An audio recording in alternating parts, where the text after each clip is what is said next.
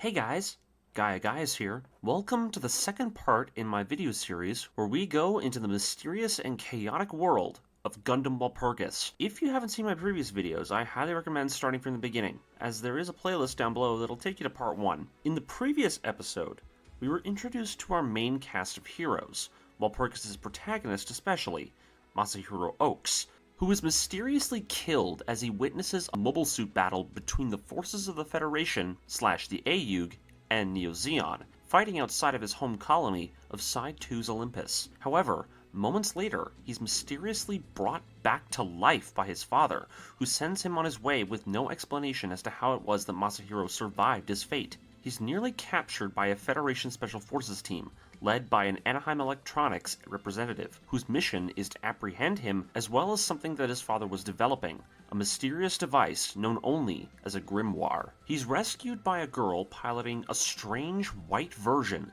of Paptimus Scirocco's white mobile suit, the O, upon which he takes the controls of it, and is given one final message by his father to take the machine and run before his father is killed. When two highly skilled pilots from the Federation and Neozon attempt to seize Masahiro and the White Theo, Masahiro activates his latent new type abilities, transforming the white mobile suit and revealing a new Gundam that was buried underneath the mobile suit shell. Now with that recap out of the way, let us continue with Volume 2 of Gundam Walpurgis. All images and characters are owned by the respective companies and creators. On board the Argama cruiser, the escape launches have all been recovered. The bloodied and beaten crews of two now destroyed Salamis cruisers now rest in the hangar. Despite the heavy toll, everyone seems to be in good spirits. The Argama managed to save the majority of the Salamis crews before the ship sank. One of Federica's bridge officers is amazed that she was able to pull off this rescue while they were still under attack. However, Federica doesn't really accept the praise. What saved them was this, the Gundam that now stands in the middle of the hangar, with restraints being placed onto the unit's joints to prevent it from moving. Federica turns to one of the launches, and the captain of one of the Salamis cruisers steps off the ramp to greet her. "I'm glad you made it out safe, Lieutenant Commander Roxanne." However, the woman isn't one to thank her. The loss of her ship was her own fault. However, the woman is quick to make note that the moment her vessel was lost, she really should have left them and fled. They could have taken their mission's target back with them to Granada. "You're only saying that out of hindsight, though." "Oh, so you're saying the success of this mission was a coincidence? Seems right. That kind of approach to the battlefield seems to run in your family." Federica is angered by the woman's words. "Oh, so now we're throwing around insults. You dare bring up my family." Roxanne, though, brings up what she's done now, that she's done this. The Argama Kai is currently docked at Olympus's main spaceport. Despite this colony being one of the stronger ones built by Anaheim, the situation Federica's decision has only left them in has left them trapped. The officer accompanying Federica, though, points out that the fact that, yes, it would have been a good idea to just flee from Olympus, however, if they can hold out for the time being, they can buy time for reinforcements from the AUG to come help them. But Roxanne is quick to point out that this Haman Karn, or whoever she is a woman who has a history of taking swift and decisive action, and she thinks if they can last half a day and try waiting for reinforcements, they've got another thing coming. The officer, though, says that this Haman Karn isn't even confirmed to be the real one. However, Roxanne also says that if it isn't, it might prove to be an even worser threat than the original. Federica, hearing this, is left stunned. By Roxanne's logic, then, it sounds like this Haman Karn really is a fraud. However, that would also mean that their opponents have the capability to create copies that can rival or even outclass the original. Roxanne then leaves, heading off to reorganize her crew, with the other officer leaving with her to show her the way. This, of course, leaves Federica alone. We turn to the Zeta 2. And Fain is going over the analysis of what just happened to his Gundam during the battle. It was like the machine had just stopped moving, as if everything went heavy and the Gundam lost all sense of strength. One of the mechanics with him asks what kind of moves Thane must have been pulling to have caused the machine to have overloaded the way that it has. However, the cocky pilot surprises him and is quick to say that it was either that or destroy the colony with a stray beam rifle shot. He had to make those kinds of maneuvers. It was the only way to minimize the damage. The mechanic then says, though, that you know there are proper tactics to disabling a mobile suit without destroying it, right? But Thane, knowing that that is exactly the case, explains to him that this is the reason why they're doing this system check right now. But suddenly, a voice comes from inside the Zeta 2's cockpit. Thane goes up to see, and it's the chief of the maintenance team. who also just happens to be his pops. "Shut your damn mouth, you idiot. Whatever you think you experienced, it doesn't mean shit for the repairs we gotta do." Thane asks if the old man can really fix it. "It's so strange. The system doesn't want to proceed past the transformation phase. The data keeps giving me this unexpected load error." The man is reasonably annoyed, as even though there's clearly a problem with the suit, he doubts he'll find anything really wrong with it. However, then again, he doesn't really have the proper equipment to perform such an in-depth diagnostic. He finds it weird. The way this is happening, it's almost like something that happened a couple of years ago. It feels a lot like some of the ghost stories he'd been hearing coming out of the Grips War. Despite all of this, though, Fain jokingly asks him to just fix it. He really doesn't want to have to go out into battle using a Nemo next time, leaving the old man to yell and bicker with him as the man tries to leave. The other mechanic asks him what they're going to do. What Thane is asking for is impossible. However, the old man doesn't really have a clue. For now, they'll just reinstall the suit's operating system. Maybe it'll kickstart a reaction out of the machine. As they move forward with their repairs, we turn back to Federica, who's sitting by herself looking at the mysterious new Gundam. The presence of it fills her with unease. However, Thane comes over and hands her a snack to raise her spirits. A ramen pack from the ship's vending machine. The two look at the Gundam. "So, do you think it's a good thing or a bad thing we have this thing now?" Federica, though, says he did great in this last battle, especially considering the fact that they didn't even know the full strength of the enemy. However, Thane is quick to make note that that wasn't really because of him. The only reason he thinks they've survived is because of how this Gundam performed. It took out an entire battleship. He then tells her that Roxanne was right. They should have just left their escorts behind so they could finish their mission. Federica, upon hearing this, somewhat agrees, but Thane then says that she did the right thing for saving them. The Neozons do have a tendency to destroy their enemies' escape crafts, so what she did do no doubt saved the morale of the entire force. Thane's kind words nearly bring her to tears, Thane freaking out and offering her a snack as he doesn't really know how to handle it. However, Federica herself is fine. She gives a quick stiffening to her back and wipes the tears away with a handkerchief. She apologizes to him for that, but Thane says it's fine. He then brings up what the commander was talking about, Jesse. He asks what he meant by there being a demon inside of the machine. Federica says, though, that they didn't find any demons, but they did find 2 children. However, both of them were unconscious inside of the cockpit. Thane is stunned. "There were kids in that thing?" He asks which one was the pilot. However, the woman says that they don't know. One was wearing a Neozon pilot suit, but she was clearly injured, and the other was a civilian, a student. Thane, being surprised by this information, suddenly jumps out, trying to head out and see if he can sneak in and watch the interrogation. However, Federica is quick to tell him no. Jesse's operating under a different chain of command. Besides, Jesse probably doesn't even know any of the answers they're looking for either. Thane asks why that is, and it seems that Federica is quick to note that the one who is leading this entire investigation, the official who is commanding them, a man by the name of Commodore Kristoff, tends to use those around him like pawns in his little games. This leaves Thane unsure of the whole situation. Everything about this just screams suspicious. We then turn to the ship's medical ward. Masahiro reawakens. He puts on his glasses only for the girl from earlier to jump on top of him. "It's you, Master Paptimus! We finally meet! Did I do a good job? I worked so hard for you. Did I do a good job? Please tell me I did a good job." She says her name is Fee, short for Fiorina. However, Masahiro is quick to push her off of him. "Don't call me that. My name's not Scirocco. My name's Masahiro Oaks." "What? Of course you're Scirocco. The way you destroyed that battleship." "No, you're wrong. Paptimus Scirocco died 2 years ago at Grips." This information, the news of Scirocco's death, unbeknownst to the girl, brings her to tears. "He's not here? What? What did I do?" This sudden reveal quickly causes the girl's heart rate monitor to spike from the stress, the girl falling to Masahiro's knees, falling unconscious again.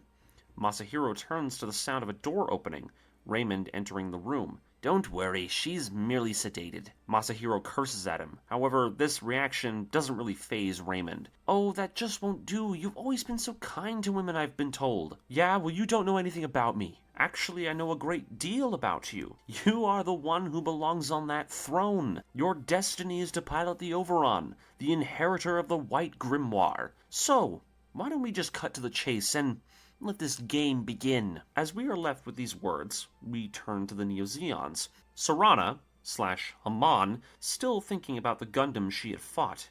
Damn you. Do you ever think that Haman Karn will ever forgive you for all that you have done?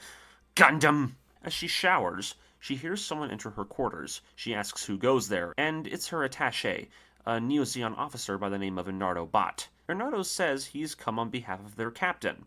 We turn to the ship's hangar, and we get a good look at Inardo's custom mobile suit, a golden Zaku machinery, given the head crest of a Marasai and the wing binders of a Hyakushiki, the unit all coated in anti-beam resistant material. We then turn to the ship's bridge, Haman demanding a sitrep, the captain saying that there's no news from the colony. Ever since the previous battle, the enemy hasn't moved from the colony since recovering their survivors. I see, so that leaves them open for an attack. However, Inardo says that doing so would be difficult. This colony is owned by Anaheim. They'd easily move to defend a ship belonging to the AU. However, Sarana / Haman already has a plan. The people running this colony are nothing but greedy merchants. So, if they scare the citizens, then those greedy merchants would be pressured to kick them out of the colony, lest they'd provoke civil panic. She then asks if Inardo can head out with his mobile suit and stir up a little bit of chaos. He says he can. The repairs on his machine are nearly finished. Haman then gets bothered by the mention of his golden machine. It's gold, just like another certain someone's mobile suit. She asks if he's trying to imitate him with his appearance. However, Inardo states that it's merely the effect given off by the Zaku's modifications. The gold color given off is because of the anti-beam coating. Nonetheless, the unit can serve well when given the task of being a decoy. He knows the upgrades given to it will help them gain another victory. However, Haman is quick to discipline him, backhanding him at the mention of another victory, when clearly their last battle was a defeat. Inardo, though, makes note that she did manage to take out 2 of the enemy's cruisers. However, to Haman, this only makes her more angry. They lost the Sazadon in that fight. Inardo is stunned. Sarana, is she making herself appear to be this? She's trembling. She says under her breath that it's all her fault that they died. They were veterans, all loyal to Zeon, and she easily threw their lives away. Inardo, though, asks her if what she's saying, or what she's trying to fight back from saying, is something Haman Karn would do. This leaves Haman to bitterly steady herself. She gives the order before leaving the room. The next attack will begin in 1 hour. That she assures them that they'll make them pay for what they've done, using their grimoire. The Demeter. As you wish, ma'am. We then finally cut back to the Argama, and Commander Jesse is bewildered. You can't possibly be serious. You're putting this kid in that Gundam? However, Raymond states that the Commodore has already approved of it. He tries to hand Masahiro a document for him to sign. However, seeing the unconscious girl in his arms, Masahiro bats away the paper from him. You went around chasing after a kid, and now you want him to pilot a mobile suit for you? What is wrong with you people? This isn't normal! Well, it isn't normal either for a kid such as you to sink a battleship on his own. The memories flood back to him. The fight. The Gundam. The destroyed warship. But that wasn't me. You don't remember? No, I do remember, but it wasn't me. It was almost as if someone else was trying to force their way into my head. You're saying you were possessed? What a load of shit. Maybe he's just schizophrenic. But Masahiro restates that he's never piloted a mobile suit once, never in his life. However, Raymond asks him if there's anyone who could truly prove that. Masahiro then tells them that his dad will know, only for him to remember what happened earlier. Dad, what did you do to him? It was tragic. A horrible accident. I'm afraid his laboratory's burned down. An accident? What did you people do to him? He tries to grab Raymond, only for Jesse to catch him and throw him to the floor, pinning him down. Raymond tries to reassure him that the grief he feels, however so sly, is real, and he is sorry. His father was a vital asset that they wish to keep with them, but these words only seem to make Masahiro more angry. What do you mean he was an asset? He was an engineer. He worked on mining equipment. And you really still believe that? He then gestures to Jesse to let him go. You want to know the truth, huh? You must have questions. I can give them to you, as long as you do as I say. Masahiro is frozen, not knowing what to do. He turns to the girl, and something strange is starting to happen with her. Something under her shirt is beginning to glow. a biometric reading triggers down in the hangar, the mechanics not knowing what it means. The display lighting up, massive containers placed inside the ship's cargo hold. The chief saying it belongs to their friend from Anaheim. These massive sealed containers are housing something massive. The little display by the locks glowing with a strange, almost arcane symbol. However, the chief orders the mechanic to just get back to work. Alarm sirens. 8 mobile suits have been detected approaching the colony at high speed. Federica orders the launch of their escort team, the Hound Corps, to intercept. They can't have them make it to the docking bay. She then asks about the reinforcements. However, they're still hours away from reaching them. Down in the hangar, Fain asks about his Zeta 2. Is it working? The chief making a light jab at the fact that they've done everything they could do to fix it, when in reality, the Gundam is all fine. It all just comes down to how well he performs in the battle. Before he can get into the cockpit, though, the ship begins to shake from an explosion. Federica asks what the hell it was, and it seems now they're getting a transmission from Olympus's government. The Neozons have attacked both ends of the colony. The one group to the rear has cut off the connection ports to Olympus's resource asteroid. The rest are heading straight for them in the spaceport. Damn it, there's no way out! Roxanne then brings up what she said earlier, that they should have just left, or else this wouldn't have happened. Federica, though, ignores her. She calls out to have Fain be sent out, only to realize that this move is in all likelihood to divide their forces. Fain tries asking for orders, but she doesn't have any ideas. They don't have an ace up their sleeve. However, a voice from behind them asks if, why not instead of using an ace, they play a joker instead? Raymond entering the room. He asks if they'll let him send the Overon out into battle. Its strength is unparalleled to anything they possess. That might be easy to say, but the issue is the pilot. It'd be impossible to have someone go out there with it. However, Raymond says that it will be possible, if they let Masahiro be the one to pilot it. Don't be ridiculous. How can you even allow such a thing? He's a civilian. Not even that, he's a kid. So, I take it you'd be willing to agree to it if he were a soldier? He then brings out the envelope he showed earlier, the one with the Commodore's approval. We turn back to the medical ward, and Jesse says that the captain has given them the order to go out. They try to send him out into the hall, only for Masahiro to drop his glasses. As he reaches down, he quickly headbutts Jesse, throwing him to the floor and taking his pistol from his holster. Commander! What? I thought you were going out there to fight! And just who do you think is going to go out there and pilot it? I'm at the mercy of that Anaheim scumbag! His hands are shaking. So then, what is it you want to do? Either way, I don't see this ending well for you. Please, just let me talk to this girl. She has answers. I need to know them. But the officer says that's impossible. She's unconscious. But to their surprise, the girl is awake again. Masahiro asks her. He wants to find out everything she knows. Where does she come from? What does she know about him? And just as importantly, what does she know about his dad? She's the only person he has who might be able to tell him. He then tells her he can help her. He's getting out of here. The commander trying to tell him that that's going to be impossible, but Masahiro insists. Come with me. But strangely, the girl refuses. And with her desires made clear, the glowing in her chest becomes a bright light. A strange symbol, like the one before, resonates on her chest with something, some sort of strange power. One of the containers in the hangar that shares that mark opens, revealing a massive mobile suit shield, one intended for the Overon. As the glowing spikes, the girl falls unconscious again, Masahiro catching her before she hits the floor. Why? Why won't you come with me? You're a Zeon pilot, aren't you? God knows what they plan to do with you. But the girl states in her weakness that her life belongs to him. I must protect the Overon. But Scirocco is dead, isn't he? One of the doctors tries telling Masahiro that even if he did take her, she wouldn't last long in her condition. She's severely wounded. There's a gunshot wound right in her stomach. They won't last, especially if they went together. Masahiro, left to look down at her, he sees the injuries and the blood staining his hands. The commander then gets up, grabbing his pistol off the floor. He asks Masahiro what his plan is now, but Masahiro says he doesn't have one. We cut to a moment later, and the commander says that he just can't in good conscience let the kid go. Masahiro clearly wants to run away. He then makes mention of their mission. They can't let him pilot it. They were all told that the target they were after was to be treated just as Paptimus Scirocco, as a serious threat, and that's how they're going to deal with it.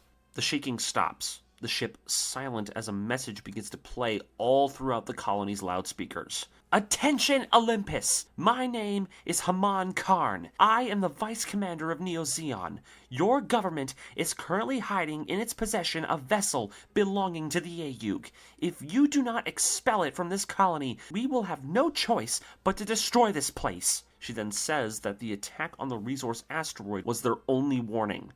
It would be wise if they did not resist. She doesn't seem to care whatever choice it is they make, though. It doesn't really matter. Only that their leaders make a decision. She's trying to draw us out, says Jesse. But this declaration only leaves Masahiro terrified. They're going to destroy Olympus? We turn to the bridge. The colony's government is asking for them to leave now. Roxanne, though, thinks it's absurd. The government is only trying to avoid fighting inside the colony. We should redeploy and use this place as a shield. But Federica says that there's no way the citizens of this colony would agree to something that insane. She then gives the order to launch the ship.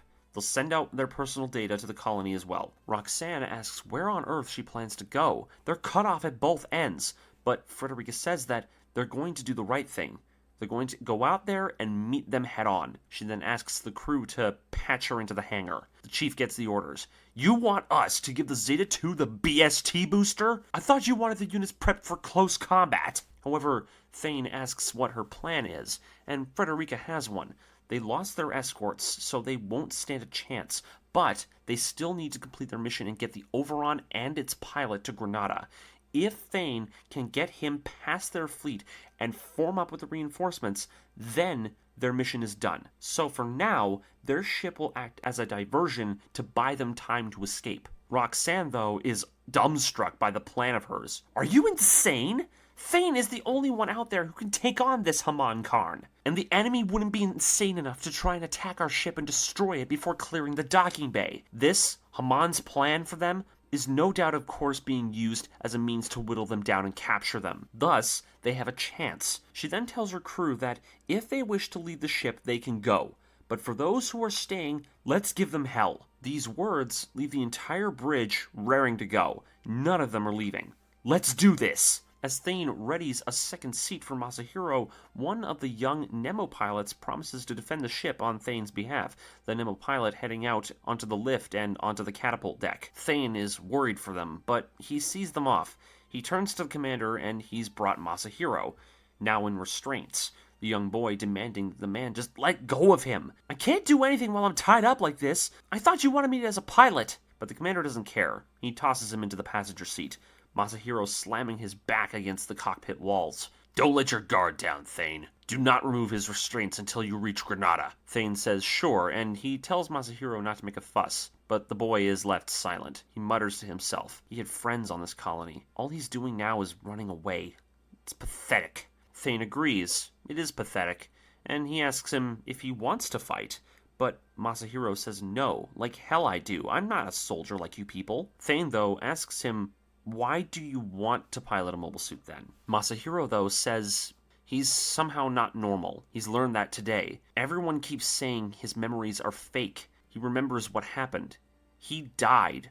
Somehow the military is chasing him, and he doesn't know why, but right now he's starting to feel like nothing is real. The only thing he feels grounded to is his friend, Lucia. She was kind to him. And if she were to die and he couldn't do anything to stop it, he couldn't live with himself. Thane understands. He draws his utility knife, cutting the boy's bonds. Federica and the others asks why could he be possibly be letting him go? But then Thane tells her over the comms that this little show they've been putting up for him was fun and all, but in all truth, having the kid tied up like this doesn't really sit well with him. Besides, the ship is defenseless. It would be the right thing for them to just leave him behind. But you're the only one who can do it! But Thane reassures that he's not the only one, looking over at Masahiro with a smile. Federica understands him.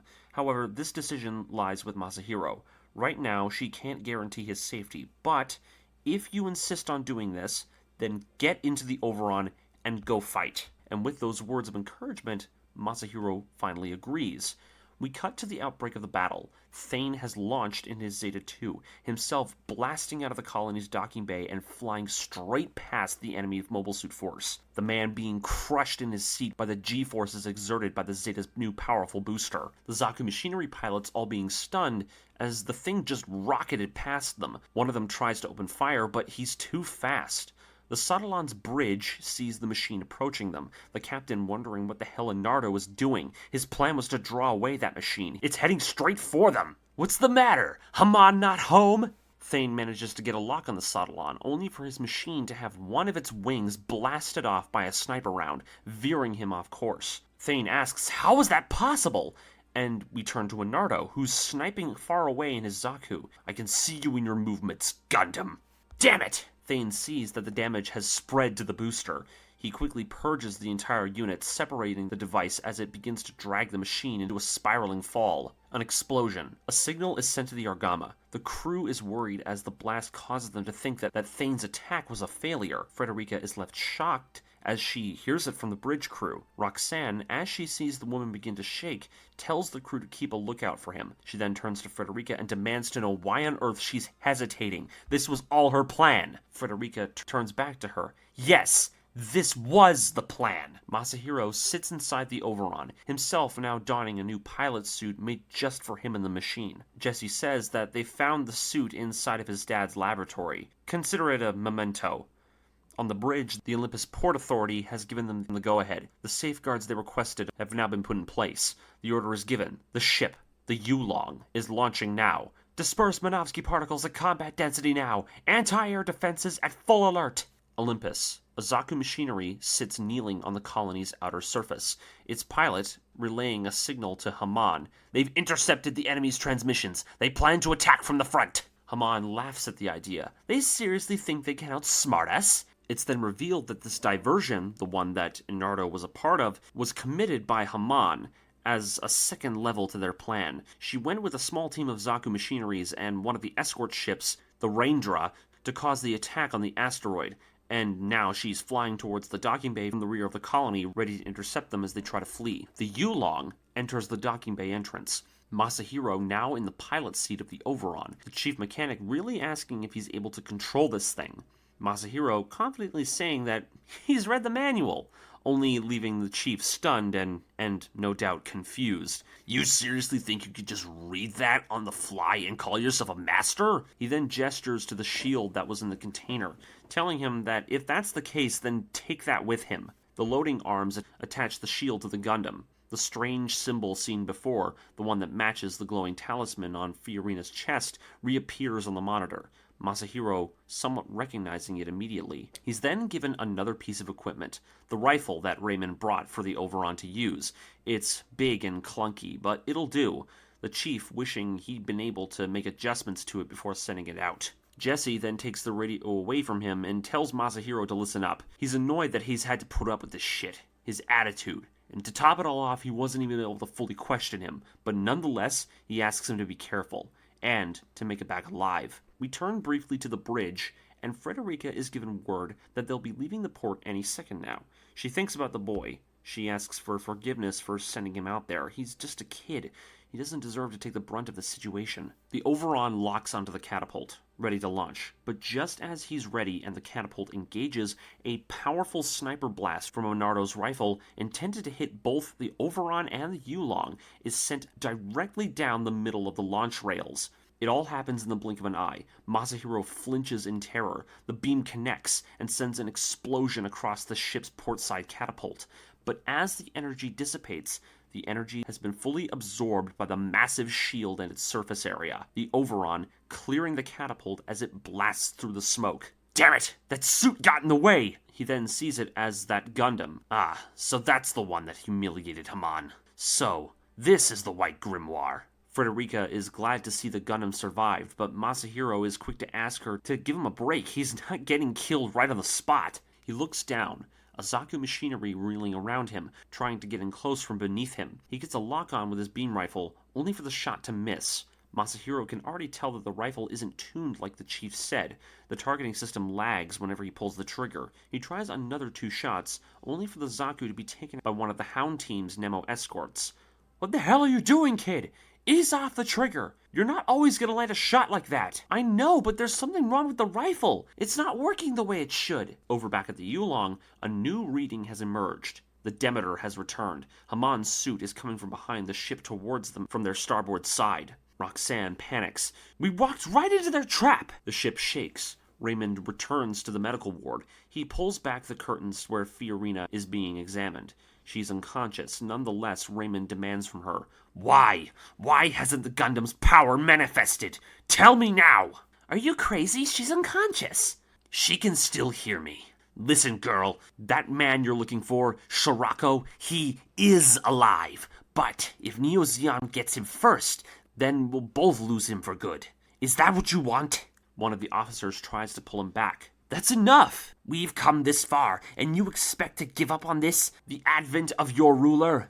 We cut back to Masahiro, and he's cursing inside the Overon. The Nemo escorting the ship, Fain's buddy from earlier, tries to get in and help.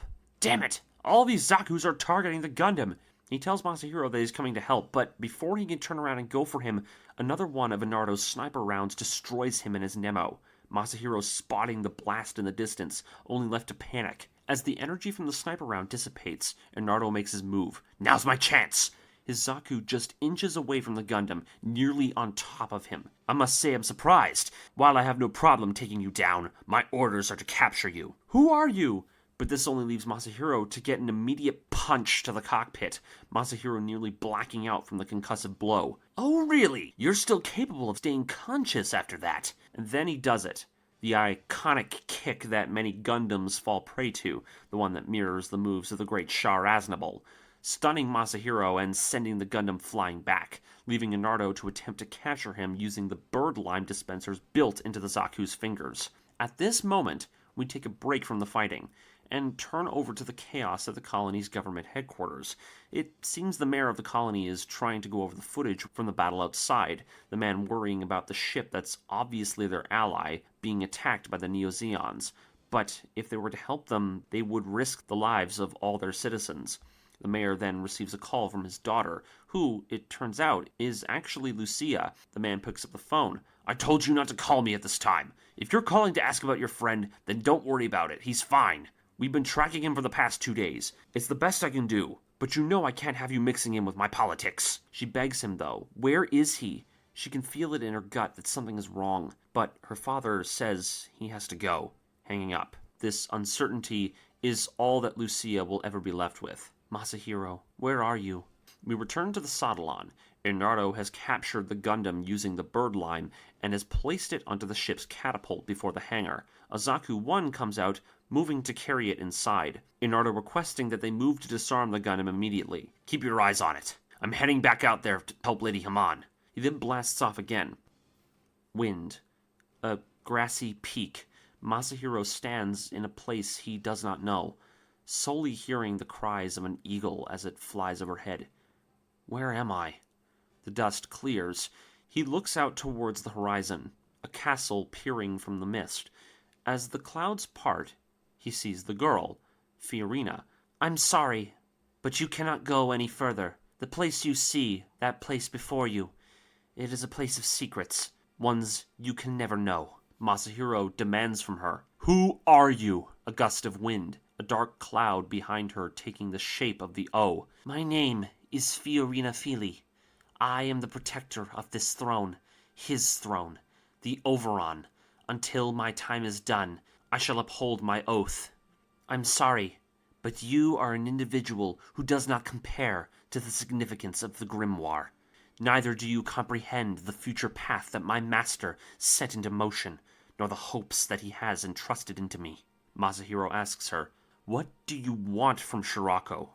What is it you want from him? In any other case, I would say that this is to be done to release all of humanity's souls from the clutches of Earth's gravity.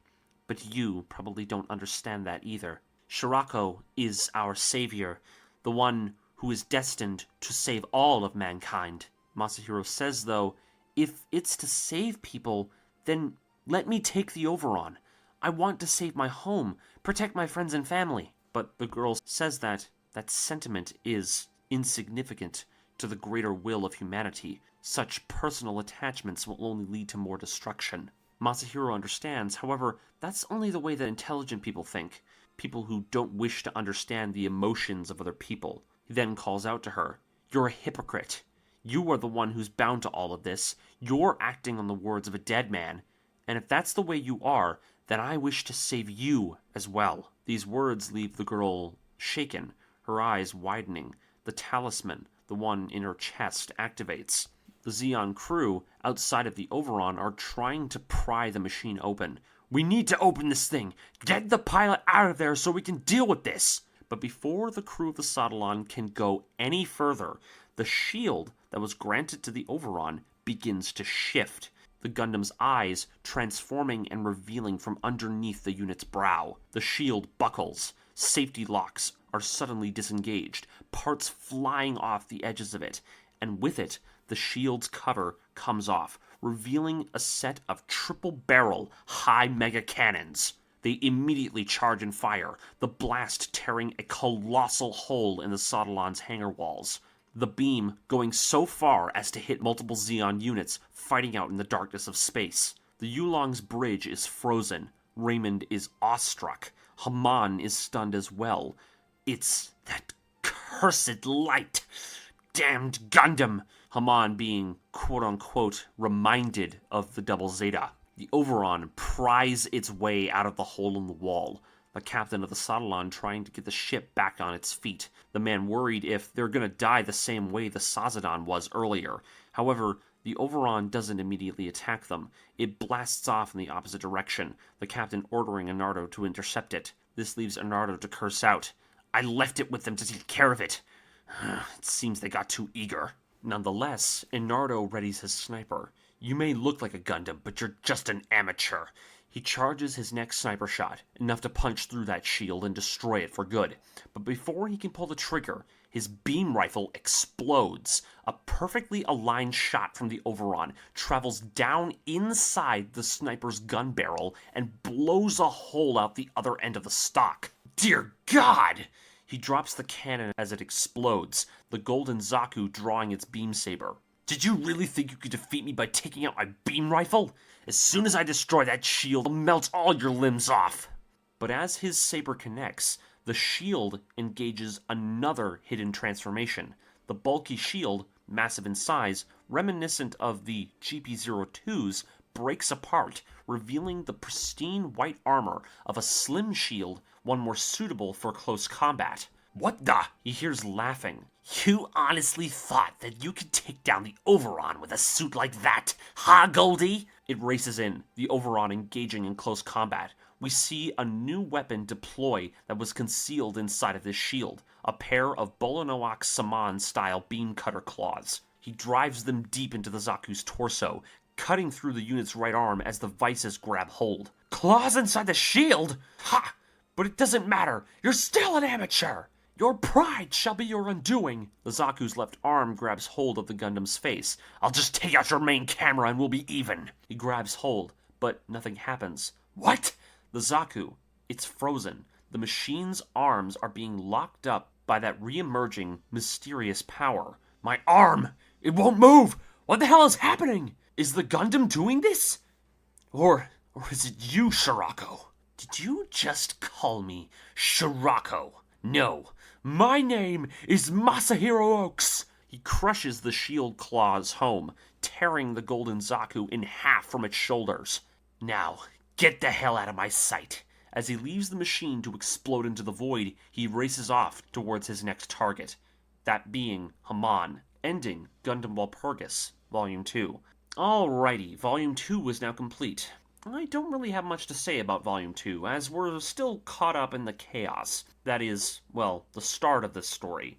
Nonetheless, I would like to take the opportunity to help some of those of you with questions when it comes to Masahiro. That is, this possession he's experiencing, the one he mentioned vaguely before in the medical ward. Many fans and readers of this manga will immediately agree with that doctor's statement about him, the fact he has some form of schizophrenia. It appears that Masahiro, at least from an outside appearance, has some form of multiple personality disorder within his mind. It's not stated directly right now, at least clearly, but that's at least the gist of it. However, this is only a tiny portion of the truth. Masahiro, once again, is a clone of Tonio Oaks, who's been implanted with the stored memories of Paptimus Scirocco. I mentioned this in Gundam Walpurgis Eve. Now, earlier in Walpurgis Eve, it's revealed right away that the young Masahiro does not have the proper capabilities to make use of these implanted memories. Keyword, though, being the full use. Why do I mention this? Well, we've seen two instances now where Masahiro's memory implants have somewhat taken control of him. The first was when he attacked the Sazodon at the end of Volume 1 when he was fighting Serana. The second one being right now when he's fought Enardo. When Masahiro was captured and placed on board the Zeon ship, thanks to Enardo, you have to remember, Masahiro blacked out, leaving the implants to have a chance to somewhat influence his actions. Right now, as of blowing a hole in the wall of the flagship Sodalon, isn't in total control of his actions.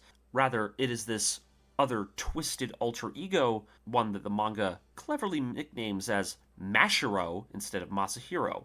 The name Masahiro Oaks being a play on words of the name Papta Mashiro Oaks. With the beginning of the next volume, we'll get to see more of how this persona varies from Masahiro. Now, as for a few notes I had while reading this volume, I love the references made in this volume. The fact that Enardo has a Zaku version of a Hyakushiki like Quattro's, the fact we see homages to Judo and the Double Zeta through Lady Karn's memory flashes.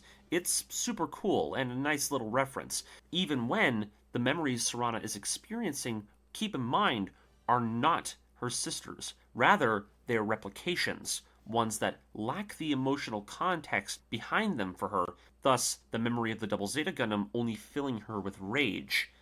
It's kind of silly, but it is fun to see the shield have a smaller shield inside of it. Not only that, the cover looks like the GP02's massive nuclear blast shield, only for it to have a pair of Bolanoak-Saman beam cutters inside of it.